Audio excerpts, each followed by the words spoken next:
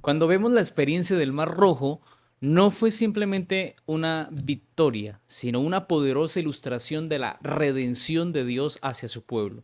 Lo que Dios hizo con Israel anuncia lo que hará también con nosotros. Abrir caminos imposibles, derrotar enemigos que constantemente nos persiguen y guiarnos siempre hacia la libertad. Quédate para que juntos estudiemos esta hermosa enseñanza de la lección de esta semana, la lección número 6, a través del Mar Rojo.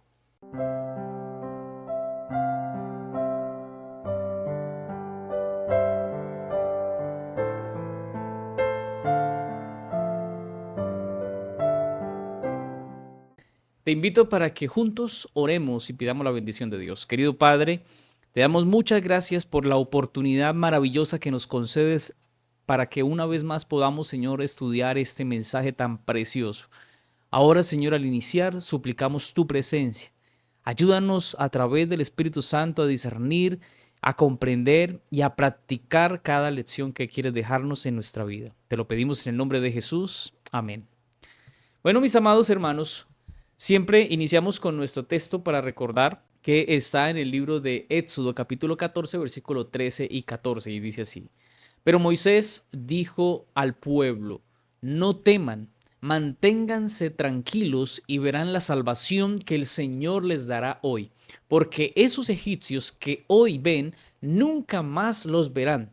El Señor peleará por ustedes, estén tranquilos. Después de la maravillosa manera que Israel ha salido de Egipto, ahora se encuentra atrapado entre el ejército de egipcio y el Mar Rojo. Humanamente no había salida, y es allí donde Moisés, inspirado por Dios, declara con autoridad que no debían temer, que debían mantenerse tranquilos. Esto nos lleva, hermanos, a poder comprender, hermanos, la orden, la orden de no luchar, la orden de no correr, sino más bien estar quietos y confiar. Y este llamado a la quietud no es pasividad, no es conformidad, es básicamente la fe en la promesa de que cuando Dios ha prometido algo, debemos esperar, esperar a que Él cumpla sus promesas. Hay batallas que solo le corresponden a Dios. Israel en este caso no podía luchar contra Faraón, pero Dios sí podía. Y del mismo modo, nosotros no podemos librarnos del pecado por medios humanos, pero es por la gracia de Dios que podemos ser rescatados y gracias a su poder. Esa victoria entonces no está en hacer más, sino en confiar más. La cruz de Cristo también es el cumplimiento supremo de este principio. Cuando el ser humano ya no puede más, entonces debe recordar que Dios ya lo hizo todo. La lección del domingo tiene como título Vayan y adoren al Señor. La 10ª plaga quebró finalmente el corazón del faraón. Lo que antes había rechazado con arrogancia, ahora lo permite con mucha urgencia. Pero ¿fue verdaderamente un arrepentimiento? Bueno, la salida de Egipto revela lecciones profundas sobre el juicio, sobre la gracia y sobre la obediencia y el arrepentimiento verdadero. Vamos a recordar lo que dice el libro de Éxodo, capítulo 12, versículo 31 al 32. Dice así, e hizo llamar a Moisés y a Aarón de noche y les dijo, salid de en medio de mi pueblo, vosotros y los hijos de Israel, e id, servid a Jehová como habéis dicho. Tomad también vuestras ovejas y vuestras vacas, como habéis dicho, e idos, y bendecidme también a mí. Tomad también vuestras ovejas y vuestras vacas, como habéis dicho, e idos, y bendecidme también a mí. El poderoso faraón, considerado el Dios viviente, termina suplicándole a Moisés, bendíganme también a mí. Esta es la expresión de un corazón que estaba herido, pero no era transformado. Porque el juicio tocó su casa, a su pueblo, a su nación, pero eso lo empujó a permitir la adoración que antes negó. Su clamor no nació del amor a Dios, no nació de esa sinceridad, sino que tenía el temor a perder lo que le faltaba o lo restante. Así que el dolor lo obligó a ceder, pero realmente el faraón no cambió, no se arrepintió. Es posible pedir ayuda sin desear rendición, suplicar bendición sin buscar obediencia de verdad. Esta escena desenmascara la religiosidad superficial que muchos quieren vivir o que muchos están viviendo. que quieren favores divinos sin una conversión del corazón. Y la humillación no siempre, hermanos, lleva al arrepentimiento.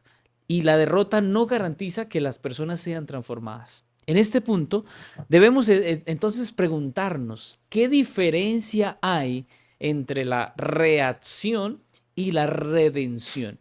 Eso nos lleva a la segunda parte o a la segunda idea de este estudio. Vamos a ver lo que dicen los versículos 33 y 34.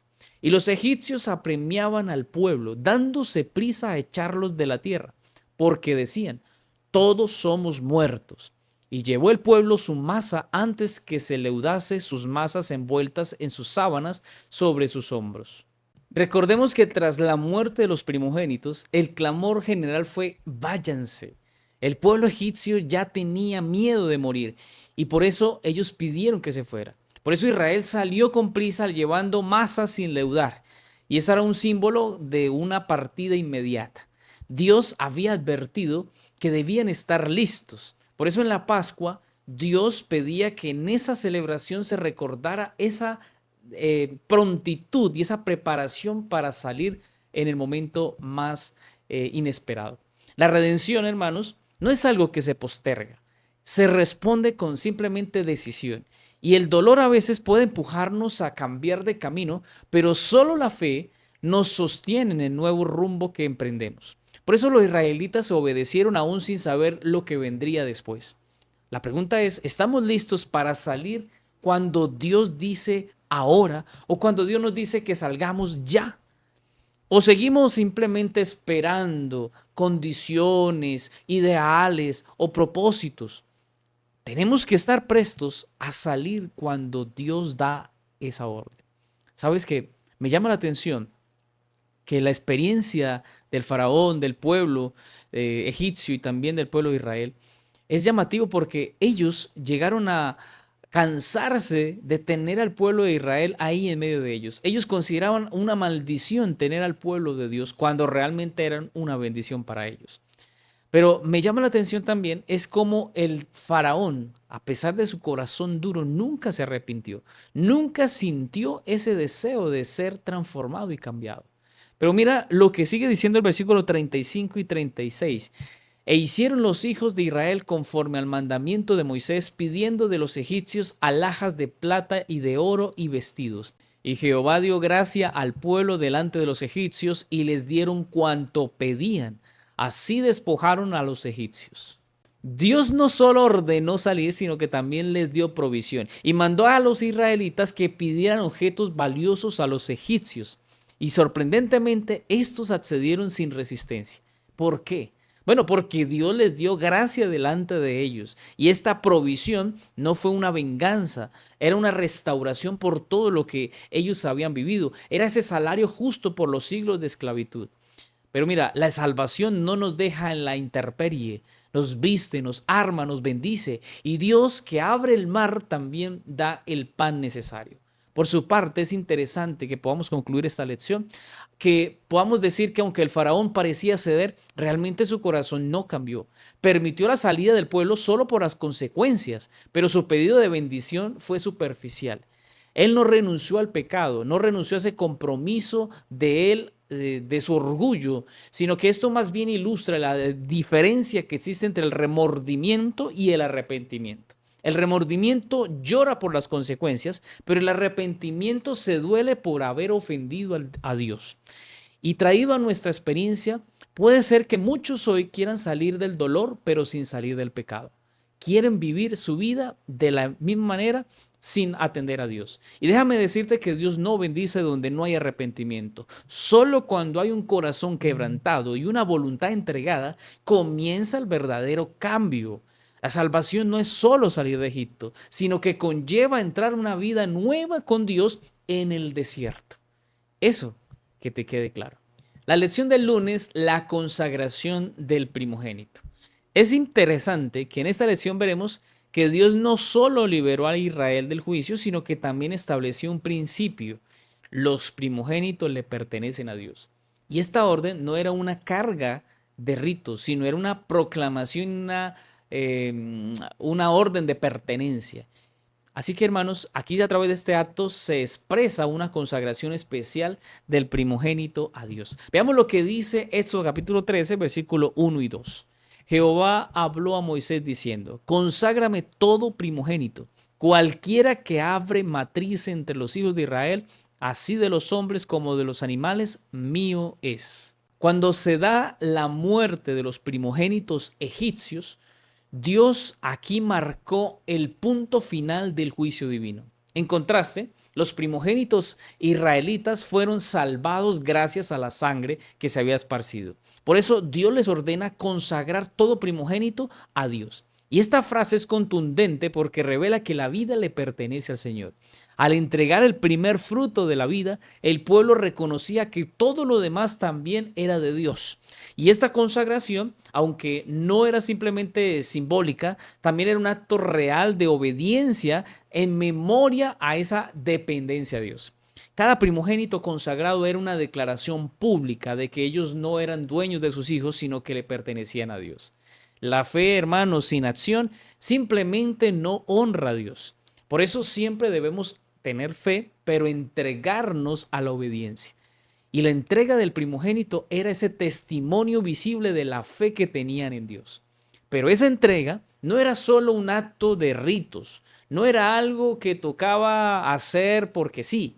Era una memoria viva de quién era Dios y cómo ellos habían sido rescatados por parte de Dios. Veamos cómo se perpetuaba este principio. Mira lo que dice el versículo 8. Y lo contarás a aquel día a tu hijo diciendo, se hace esto con motivo de lo que Jehová hizo conmigo cuando me sacó de Egipto. Y te será como una señal sobre tu mano y como un memorial delante de tus ojos, para que la ley de Jehová esté en tu boca. Por cuanto con mano fuerte te sacó Jehová de Egipto, por tanto, tú guardarás este rito en tu tiempo de año en año, y cuando mañana te pregunte tu hijo diciendo, ¿qué es esto? Le dirás, Jehová nos sacó con mano fuerte de Egipto, de casa de servidumbre. Dios aquí instruye al pueblo a enseñar a sus hijos el significado de estos ritos.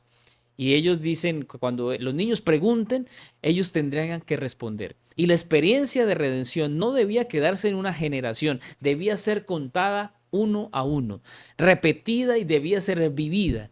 Por eso la fe no es un tesoro que se guarda para uno solo. Y es un principio que se establece allí en esta lección, en este mensaje a los primogénitos. Era un legado que debía hacerse visible y debía pasarse de generación en generación. Dios quería que los hogares, esos hogares hebreos, fueran escuelas de gratitud, donde se recordara la poderosa liberación de Dios. El acto de consagrar a ese primogénito debía generar algunas preguntas y esas preguntas abrir la oportunidad de dar testimonios vivientes de sus padres a sus hijos. Así como el pan sin levadura recordaba la prisa del éxodo, la redención del Hijo enseñaba el valor de la sangre. Y esa sangre que daba rescate a esos hijos. La fe verdadera, hermanos, se debe transmitir.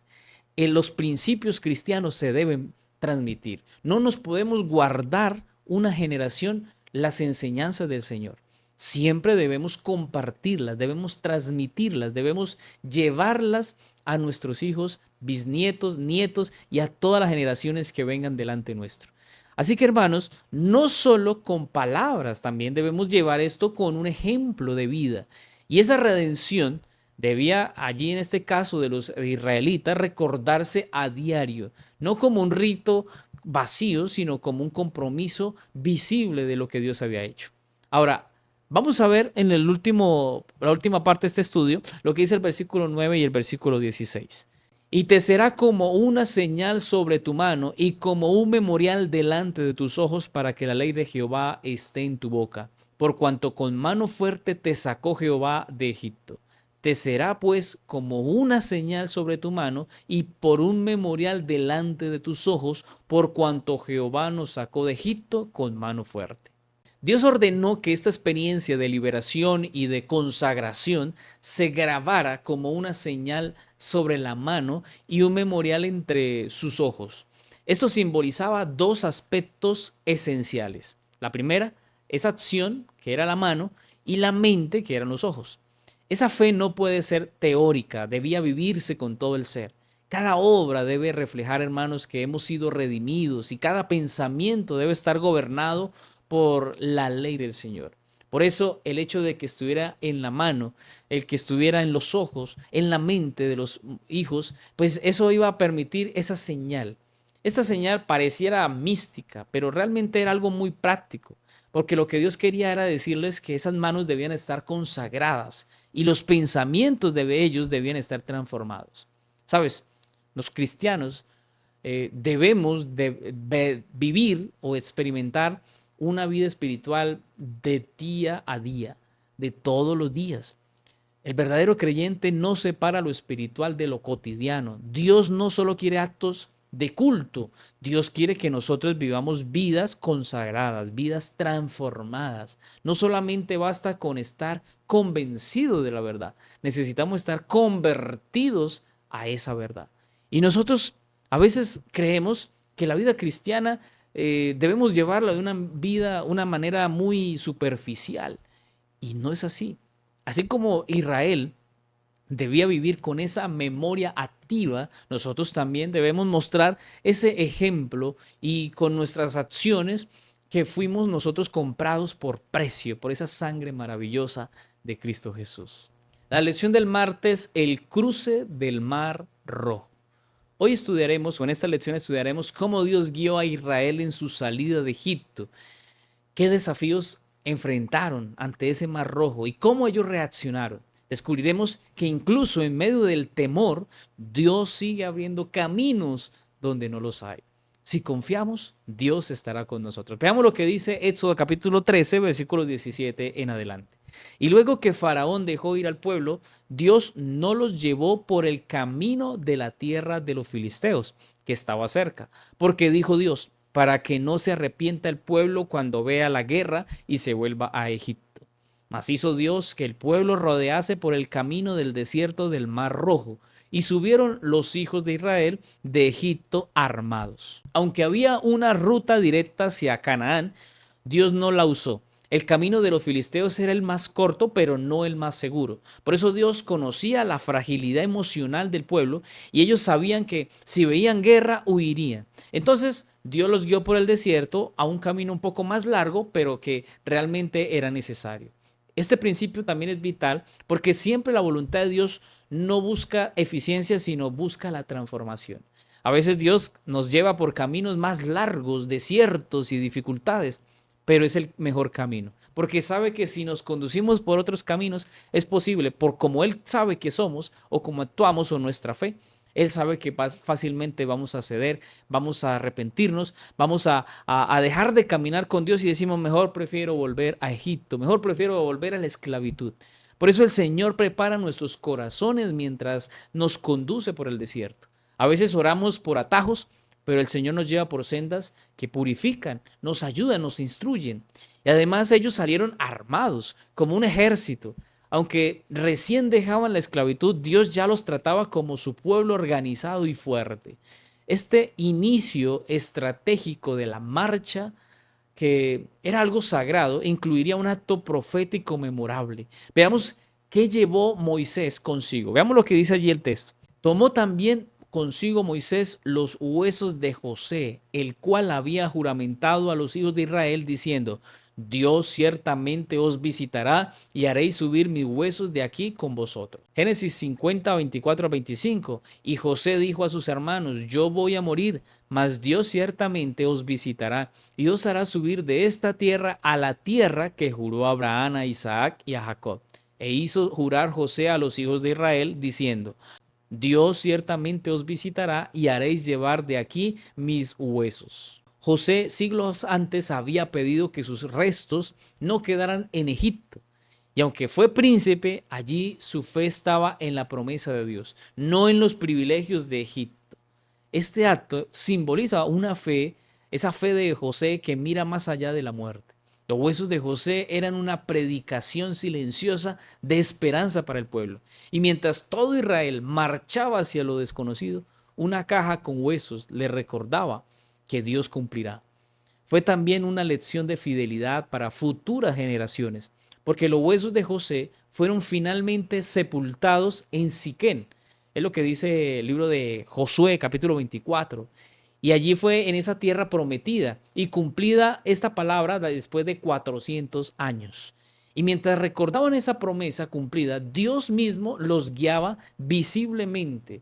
Y eso es lo que veremos a continuación, después de este relato. Dice el versículo 20, y partieron de Sucot y acamparon en Etán, a la entrada del desierto.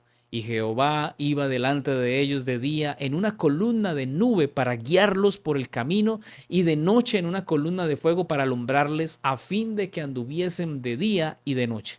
Nunca se apartó de delante del pueblo la columna de nube de día, ni de noche la columna de fuego. Éxodo 14:24. Aconteció a la vigilia de la mañana que Jehová miró el campamento de los egipcios desde la columna de fuego y nube, y trastornó el campamento de los egipcios. Estos textos muestran que Dios no solo los sacó de Egipto, sino que también los acompañó personalmente. Y allá había una columna de nube que los guiaba de día, pero una columna de fuego que los iluminaba y los protegía de noche. Estas señales no eran ornamentales, eran la manifestación directa de la presencia de Dios. Él no los dejó solos ni un instante. Y en esos símbolos hay lecciones profundas, porque la nube da sombra en el calor y el fuego da luz en la oscuridad. Y Dios adapta su presencia a nuestras necesidades a través de esa nube, como lo mostró allí. Además hablaba desde la nube que mostraba la cercanía de Dios. Y en el desierto, cuando todo parecía incierto, podían levantar la vista y ver que Dios estaba ahí en esa nube. Incluso con Dios guiándolos, el pueblo pronto dudaría. Y es lo que pasó después de todo esto que se acaba de mencionar. Veamos lo que sigue diciendo el relato, Éxodo capítulo 14, versículo 10 en adelante.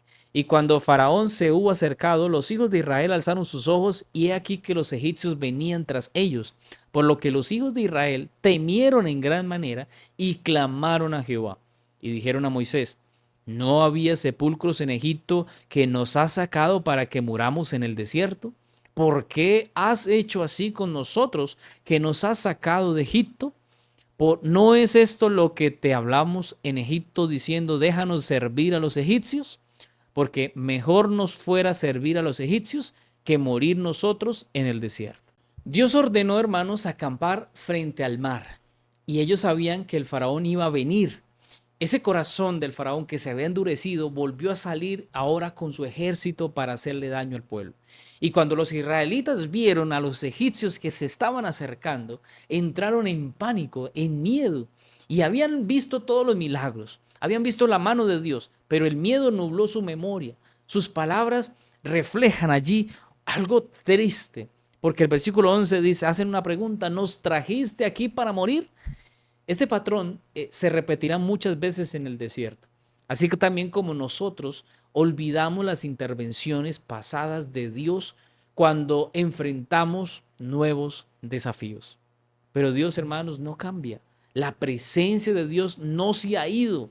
Solo necesitaban ellos y nosotros recordar quién iba delante. El miedo a veces nos vence y nos hace nublar nuestra conciencia de que Dios está con nosotros. Él ha prometido estar en la nube.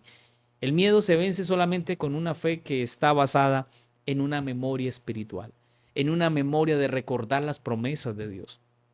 Por eso el cruce del Mar Rojo no comenzó con las aguas abriéndose, sino con una fe que fue probada antes de ver los milagros de Dios. Dios guió al pueblo, los acompañó visiblemente y les enseñó que su presencia era más confiable que cualquier amenaza humana. El recuerdo a veces de los huesos de José, de la memoria y de la nube protectora de las palabras de Moisés, no eran adornos, eran anclas para que ellos mantuvieran la fe atada a Cristo. Hoy, cuando el Mar Rojo parezca cerrarse, hermanos, también recordemos que el mismo Dios que guió por el desierto al pueblo sigue presente, guiándonos con su luz en la noche y con la sombra en el día. Dios sigue vigente, Dios no se ha apartado.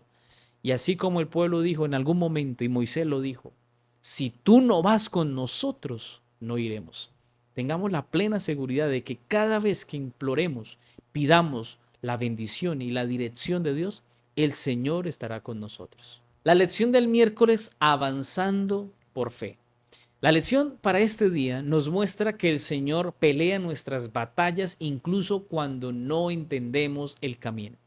Al abrir el mar rojo, el Señor mostró y enseñó a Israel y a nosotros también que podemos avanzar por fe siempre y que es seguro que vayamos con Él y no podemos retroceder. Veamos lo que dice los versículos 13 al 15 del capítulo 14 de Éxodo.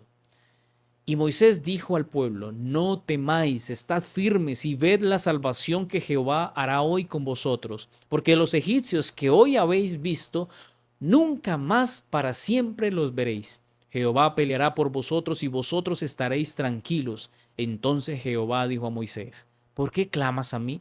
Di a los hijos de Israel que marchen. Cuando el pueblo de Israel se siente allí acorralado, porque delante tenían el mar, los egipcios estaban detrás. Moisés declaró: no temáis, estad firmes, ved la salvación que Jehová hoy te ofrece. Aunque el pueblo, hermanos, dudaba, Dios no lo rechazó por eso. Le pidió simplemente que marchara y avanzara. Y eso demostraba que no se debían detener por vacilaciones, por dudas, por miedos. El poder de Dios se manifestó en la decisión de avanzar, no en retroceder. Dios nunca va a bendecir, hermanos, a un pueblo que desciende, que retrocede, que se queda quieto. Dios siempre nos va a pedir avanzar. Nunca Dios va a bendecir a una familia, a una iglesia, a una persona que siempre echa para atrás. Para atrás, decimos aquí, ni para coger impulso. Cuando Dios manda a moverse, hermanos, la presencia de Dios nos está diciendo que va a estar ahí delante nuestro.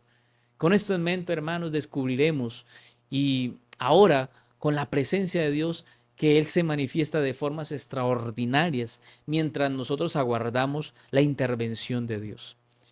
Cuando vemos Éxodo 14, versículo 19, dice: y el ángel de Dios que iba delante del campamento de Israel se apartó e iba en pos de ellos. Y asimismo la columna de nube que iba delante de ellos se apartó y se puso a sus espaldas.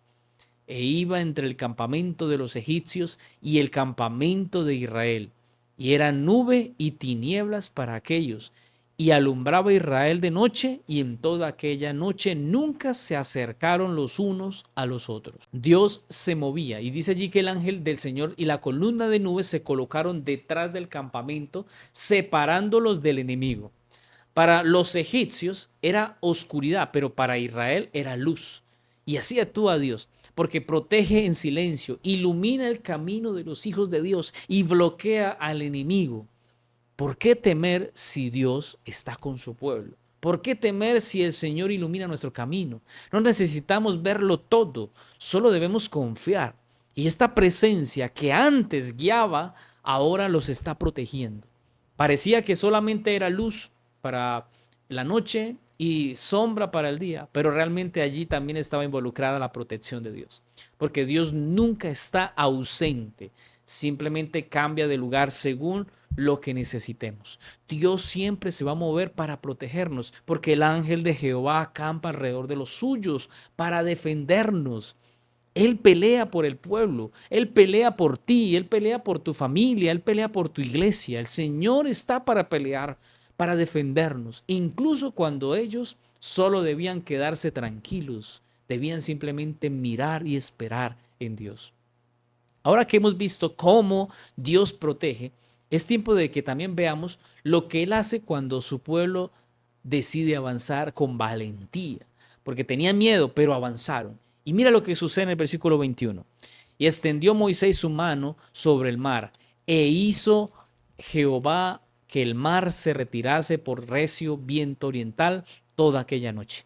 Y volvió el mar en seco, y las aguas quedaron divididas. Entonces los hijos de Israel entraron por en medio del mar, en seco, teniendo las aguas como muro a su derecha y a su izquierda.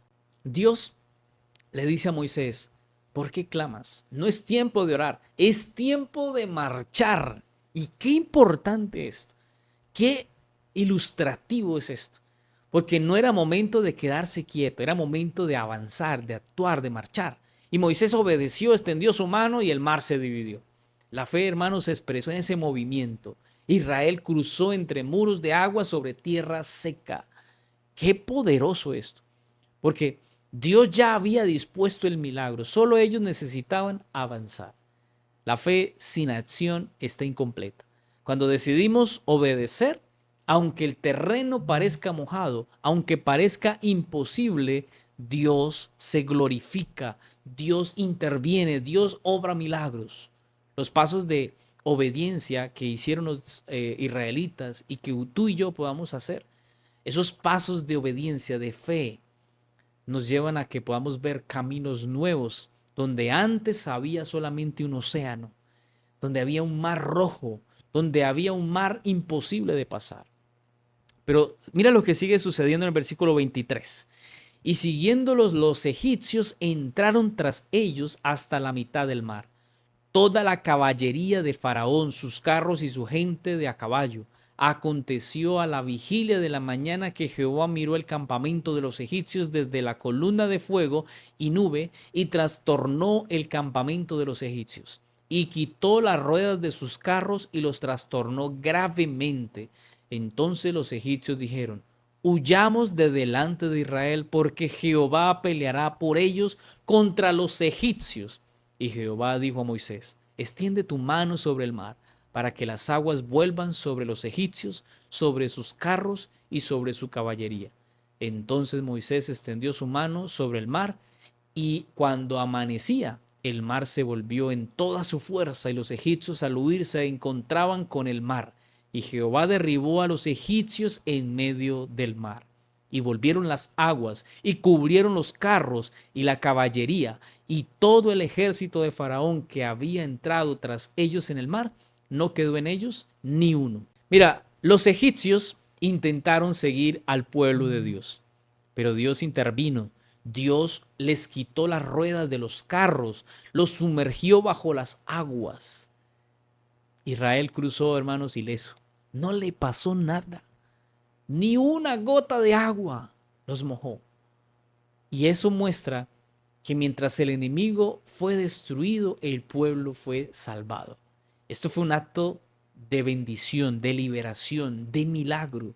Y entonces el pueblo vio aquel grande momento y creyeron, dice la Biblia, creyeron a Jehová. Ahora sí creen, ahora sí le creen a Dios. ¿Cuántas veces Dios no va a intervenir? ¿Cuántas veces Dios no va a hacer nada? Simplemente se queda en silencio. Y es tiempo en ese momento de creer. Creer aunque no veamos las cosas, aunque no veamos abrirse el mar. Hay momentos en que Dios los abrirá, pero hay momentos en que no. Dios no solo salvó a su pueblo, también los fortaleció, porque ahora creyeron al ver la mano de Dios. Pero no nos podemos quedar como un pueblo que solo le cree a Dios cuando ve los milagros. Dios espera que siempre avancemos, siempre marchemos, siempre caminemos, siempre vayamos adelante y siempre con la seguridad de que Dios va ahí. Él pelea nuestras batallas para que lo conozcamos mucho mejor. Cada vez que avanzamos, conoceremos más a Jesús, al Señor. La victoria de Dios no es solo para librarnos del mal, es también para enseñarnos que Él está con nosotros en ese paso a paso que demos. A pesar, hermanos, de la falta de fe de ese pueblo, Dios actuó con poder, los protegió, guió a cada uno de ellos, abrió el mar y los venció. Venció a esos enemigos que habían allí persiguiéndolos. Esta lección nos muestra que el Señor no espera perfección en su pueblo, pero sí espera que le obedezcamos, que no dejemos de marchar, que no dejemos de avanzar. Perfectos no somos, seguiremos pecando y en la misma lucha que el apóstol Pablo tenía. Cuando quiero hacer lo bueno, hago lo malo. Dios espera santidad en su pueblo, pero más que todo, Dios espera obediencia a su voz. ¿De qué nos sirve? ¿De qué nos sirve pensar que si yo hago esto, como esto, me visto de esta manera o hago esto, pero no tengo al Señor en mi corazón? El Señor me ha dicho a mí, obedece, obedece. Y su palabra nos enseña a obedecer. Y todo lo que diga la palabra de Dios debemos obedecer. Hay gente que cree agradar a Dios, pero no obedece. cree que porque hace una cosa está bien y eso reemplaza el resto. ¿Sabes? Incluso cuando hablamos, por ejemplo, de la fidelidad a Dios en los diezmos y ofrendas, hay mucha gente que cuestiona eso. Hay gente que no está de acuerdo. Pero el Señor dijo que debemos darlo. Probadme en esto, dice el Señor.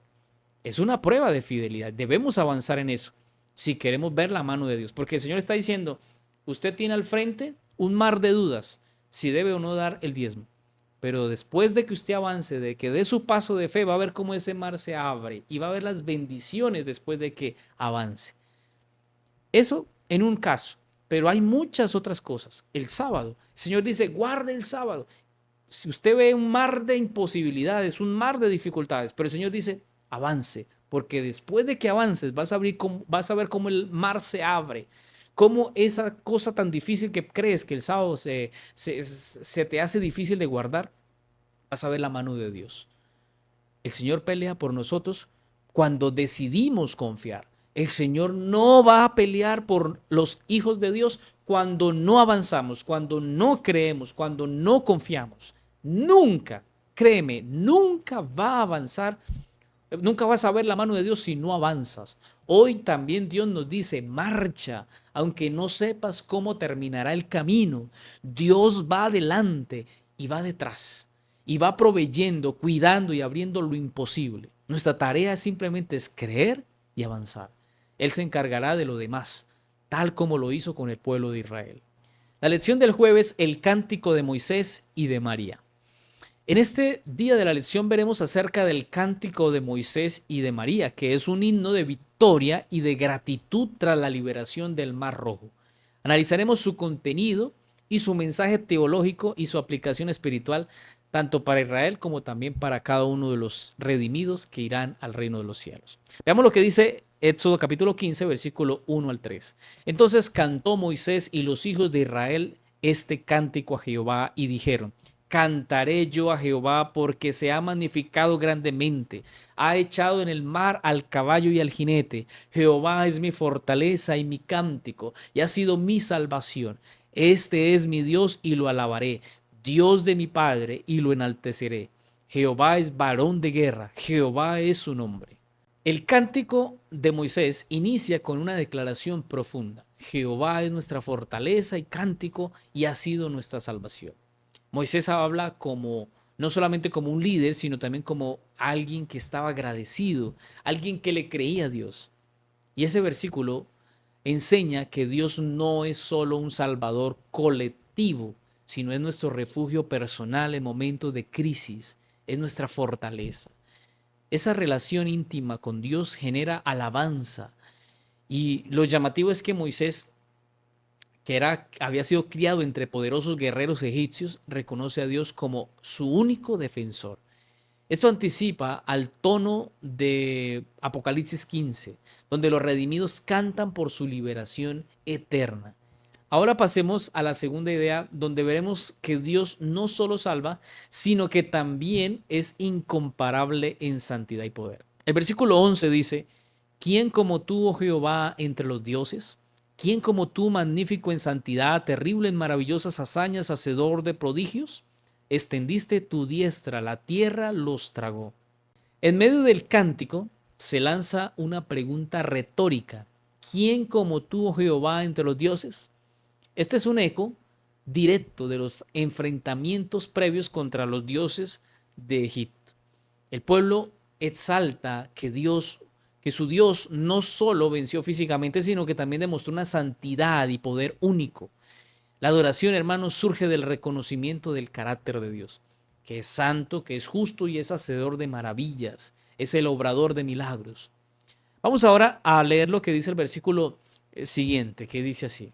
Condujiste en tu misericordia a este pueblo que redimiste, lo llevaste con tu poder a tu santa morada. Y el versículo 17 dice, tú los introducirás y los plantarás en el monte de tu heredad, en el lugar de tu morada, que tú has preparado, oh Jehová, en el santuario que tus manos, oh Jehová, han afirmado. El cántico no solo mira el pasado, sino también mira hacia el futuro. Y dice allí que condujiste en tu misericordia a este pueblo. La palabra misericordia, Gesed en hebreo, implica amor fiel, ese amor leal, ese amor eterno. Dios no solo libera, sino que también permanece con su pueblo, guiándolo hacia la tierra que había prometido. Moisés afirma que Dios los plantará en un santuario, en su santuario, y es una alusión profética al templo de Jerusalén. Y finalmente en esta idea de esta lección, veremos lo que dice la Biblia en el Apocalipsis capítulo 15, versículo 2 al 4. Vi también como un mar de vidrio mezclado con fuego, y a los que habían alcanzado la victoria sobre la bestia y su imagen y su marca y el número de su nombre, en pie sobre el mar de vidrio con las arpas de Dios.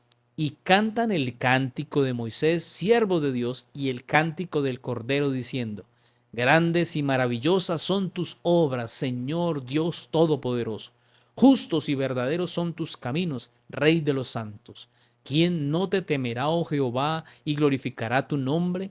Pues solo tú eres santo, por lo cual todas las naciones vendrán y te adorarán, porque tus juicios se han manifestado. Aquí se ve el cántico de Moisés, que no quedó en una historia antigua. Incluso en el Nuevo Testamento y para el tiempo final, Juan lo ve en visión cantado por los vencedores del mal. Cantan ese cántico de Moisés. Es la misma alabanza, hermanos, que ahora se hace universal. Todos los pueblos adorarán a Dios porque su obra será maravillosa. María, allí en el Antiguo Testamento, se mostraba con panderos, que anticipó esa adoración gozosa que en el futuro todo el pueblo redimido desde Adán hasta el último de la tierra tendrán la oportunidad que, al ser conocedores y al aceptar a Cristo y al Señor en su corazón, recibirán la eterna victoria. Solo los que vivieron de acuerdo a su voluntad. Y sabes, en un mundo de injusticia, esa injusticia que abunda, está una promesa de juicio, de justicia que consuela. Y hay algo maravilloso, y es que este es el único cántico mencionado tanto en Éxodo como en Apocalipsis. Es el único texto o el cántico que se habla de que Moisés y María dan una declaración viva de quién es Dios, que es nuestro Salvador, nuestro guerrero, nuestro guía, nuestro rey. Él venció a los enemigos de su pueblo, los condujo con amor y prometió llevarlos a su morada. Esa morada ya no, en el contexto de los israelitas, era algo terrenal. Ahora el Señor está prometiendo algo eterno. Esta liberación o esta experiencia de liberación y de reconocimiento a Dios también nos lleva a recordar que en un mundo de injusticia, esta historia nos asegura que la justicia divina triunfará. Así como Israel cantó junto al mar, nosotros también cantaremos cuando estemos finalmente libres del pecado. Ante el trono de Dios estaremos allí cantando y alabando a nuestro Salvador, porque pasaremos no solamente un mar rojo, pasaremos por pruebas, dificultades, y solo los que marcharon y avanzaron y caminaron a pesar de la duda y del temor, a pesar de que detrás nuestro viene el enemigo, a pesar de que el único que quiere hacernos daños es Satanás y que está buscando hacernos daños de todas las maneras y en todas las formas, si tú marchas y avanzas y te apropias de lo que dice en Mateo 24, el que persevere hasta el fin, ese será salvo. No dejes de perseverar, no te rindas, porque solo los que marchan tendrán la victoria. La lección del viernes para estudiar y meditar. Aquí veremos una cita, la cita de Patriarcas y Profetas en la página 287. Dice así: los israelitas estaban pobremente preparados para un encuentro con ese pueblo poderoso y belicoso. Tenían un conocimiento muy limitado de Dios y poca fe en Él, y se habrían aterrorizado y desanimado. Carecían de armas y no estaban habituados a la guerra. Tenían el espíritu deprimido por su prolongada servidumbre y se hallaban estorbados por las mujeres y los niños, los rebaños y las manadas. Al dirigirlos por la ruta del Mar Rojo, el Señor se reveló como un Dios compasivo y juicioso. Qué interesante esta lección de esta semana, hermanos, porque nos habla de ese relato del Éxodo que muestra la manera tierna y paciente de Dios hacia un pueblo que era débil espiritualmente, un pueblo débil en la fe, un pueblo limitado en conocimiento, un pueblo que estaba marcado por años de esclavitud, de tradiciones, de idolatría. Y aunque no estaban listos para enfrentar las batallas, el Señor tuvo paciencia, misericordia, los guió por el camino del Mar Rojo para protegerlos y para formar su carácter. Él no solo lo liberó, sino que también comenzó a enseñarles a vivir como pueblo santo. La ruta elegida, hermanos, por Dios no fue la más corta, pero sí la más sabia y misericordiosa. A través de esta experiencia, Dios se reveló como un Dios compasivo, cuidadoso y profundamente interesado en el crecimiento espiritual de sus hijos. Hoy también Dios quiere hacer lo mismo contigo y conmigo. Dios nos ayude, hermanos, a saber que estamos viviendo un éxodo. Estamos, cuando decidimos salir del mundo, de Egipto, de pecado, de maldad, es seguro que el faraón nos va a perseguir. Es seguro que las amistades malas nos van a perseguir. Es seguro que Satanás, a través de personas, nos van a perseguir. Y no nos van a querer dejar libres.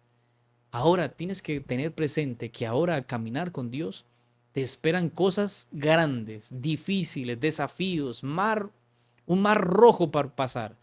Pero ten presente que cuando caminas con Dios, Dios va a estar contigo. Quiero terminar con la frase. Y esta frase para esta semana es: mi vida es tuya, Señor. Tú me sacaste de Egipto.